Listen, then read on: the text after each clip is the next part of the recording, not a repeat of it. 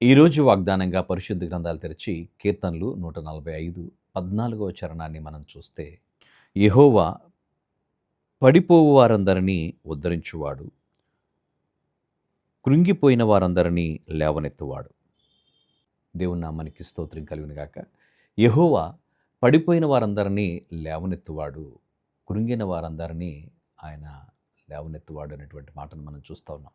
పడిపోయిన వారిని ఉద్ధరించేవాడు, కృంగిన వారిని లేవనెత్తేటువంటి దేవుడిగా ఆయన ఉన్నాడు అనేటువంటి విషయాన్ని మనం చూస్తూ ఉన్నాం.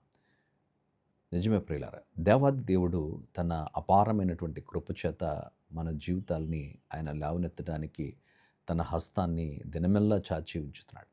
అపవాది ఏమనుకుంటాడంటే, వాడు పడద్రోయబడినటువంటి వాడు, పడిపోయినటువంటి వాడు గనుక తనతో పాటు మనల్ని కూడా పడద్రోయాలనేటువంటి ఆకాంక్ష, అభిలాష కలిగినటువంటి వాడు.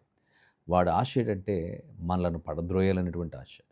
మనలను అప్పుల ఊబిలోకి, మనలను నిరాశలోనికి, మనలను కృంగుదలలోనికి పడద్రోసి వాడు ఆనందిస్తుంటాడు. ఇదిగో నీ బిడ్డని నేను ఈ రీతిగా చేశాను. ఇంకా వాడు దాంట్లో నుంచి రాలేడు. నిరాశలోనికి వెళ్ళిపోయి ఇంకా వాడి జీవితాన్ని అంతం చేసుకుంటాడు. నా దగ్గరికి వచ్చేస్తాడు, నరకంలో నిత్యాగ్నిలో వాడు కాలుతాడని. అయితే క్రీస్తు తన ఉన్నతమైనటువంటి కృపా వాత్సల్యతని పడిపోయినటువంటి వారికి ఆయన దినమెల్లా తన చేతులు చాపుతున్నాడు.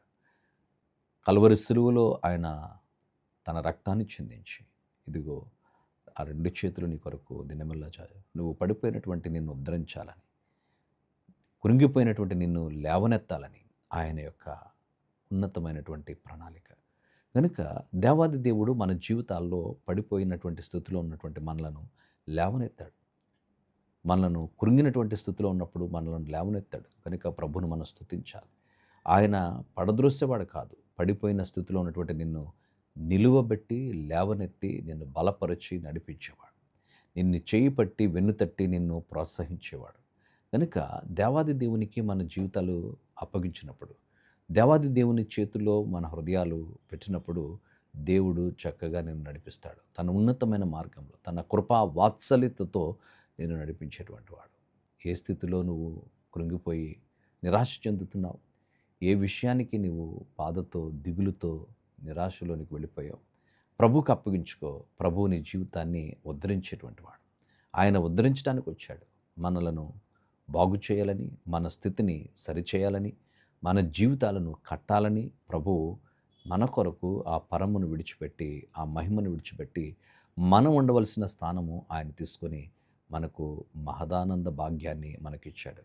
పరలోక రాజ్యాన్ని మనకిచ్చాడు. అంత మాత్రమే కాదు, ఈ లోక సంబంధమైన ఈవులను మనకు అనుగ్రహించడానికి ఆయన కల్వరి సిలువలో మరణించాడు. రక్తుడిగా వచ్చాడు నిన్ను నన్ను ధనవంతునిగా చేయడానికి.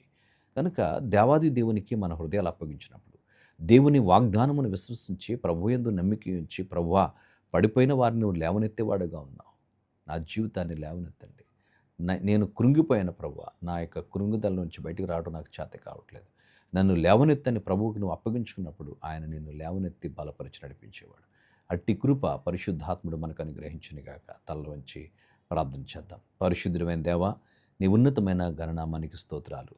నాయన, పడినటువంటి స్థితిలో మమ్మల్ని చూచి నువ్వు లేవనెత్తావు. నీ హస్తాన్ని మాకు అందించి మమ్మల్ని లేవనెత్తే దేవుడుగా, కృంగినటువంటి స్థితిలో మమ్మల్ని ఉద్ధరించే దేవుడుగా నీవు ఉన్నందుకు నీకు స్తోత్రాలు. ఏమి చెల్లించగలం, ఏమి అర్పించగలం నీ కృప కొరకు ప్రభువా. ఇదిగో నీ ప్రియబిడ్డలను చేతులకు అప్పగిస్తూ ఉన్నాం.